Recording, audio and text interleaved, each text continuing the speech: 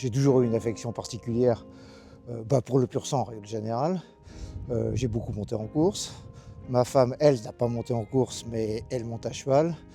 Et si nous devions effectivement avoir des chevaux de loisirs, j'imaginais assez peu que ça ne puisse pas être des pur sang.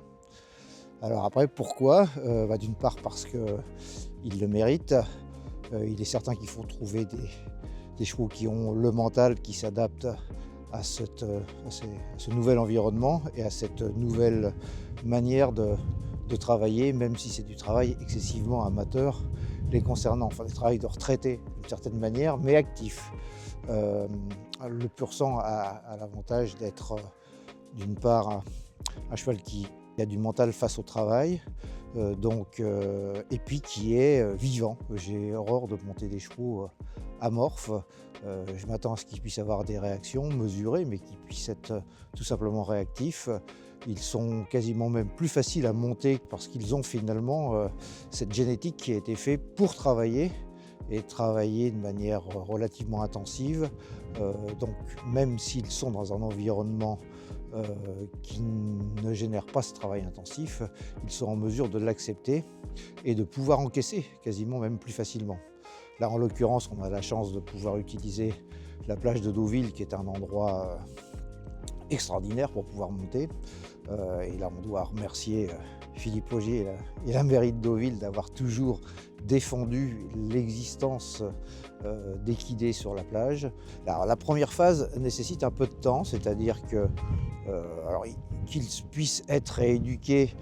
Si on est bon cavalier, on peut assurer la rééducation.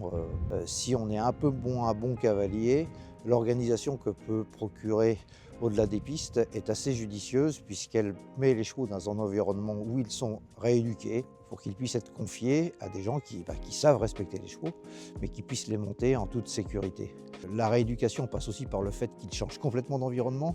Ce sont des chevaux qui vivaient au box de manière permanente. Là, ils vivent dehors de manière quasi permanente. Il suffit de bien les couvrir. Et il faut qu'ils s'adaptent, surtout pendant ces hivers pluvieux où les risques d'abcès pour deux pieds persistent et puis il faut qu'ils se durcissent. J'ai la chance d'avoir un cheval qui maintenant prend 20 ans, mais c'est un véritable poulain. Quand il galope, je suis quasiment obligé de lui mettre 400 mètres de canter pour le défraîchir, ce qui est un signe de vitalité et de bonne santé. Le plus récent rentré passe son premier hiver. Il est nécessaire aussi qu'il puisse se redurcir et s'adapter à son nouvel environnement, sachant que par ailleurs monter, il est d'une placidité parfaite. Quand on a monté en course et quand on doit arrêter parce que par ailleurs on a d'autres responsabilités et qu'il est nécessaire aussi de ne pas prendre de risques, j'ai commencé par ne plus monter du tout à cheval. Parce que monter à cheval ou remonter à l'entraînement pour ne faire que galop de chasse ou canter alors qu'on a connu autre chose, c'est pas significatif et c'est pas véritablement attirant. En revanche, le temps passant, et le fait aussi que ma femme puisse monter à cheval, a favorisé le fait que je puisse avoir envie de remonter.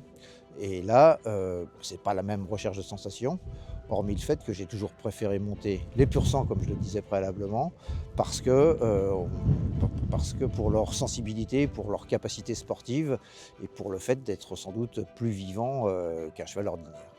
C'est, je pense, assez certain. Le fait, alors au-delà de l'adrénaline, c'est surtout l'esprit de combativité, un peu le sens de la stratégie, parce que quand on monte en course, on est censé devoir être un peu stratège, et sont certainement des éléments qui sont nécessaires à la bonne conduite des affaires.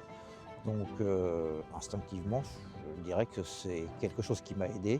Comme dans le recrutement de certaines entreprises, on va plus facilement vers quelqu'un qui a pratiqué du sport de compétition. Il me semble que pour les hommes, comme pour les chevaux, quand on change de carrière ou qu'on change de rythme de vie, on ne peut pas tout arrêter. Un cheval de course qui a travaillé toute sa vie et qui était amené dans une condition physique optimum, si on l'arrête un coup, physiquement déjà il se défait, et puis parfois un cheval abandonné qui a connu la compétition abandonné au pré, commence à se défaire, à perdre du moral, et c'est la raison pour laquelle il est nécessaire qu'il puisse continuer à travailler de manière différente.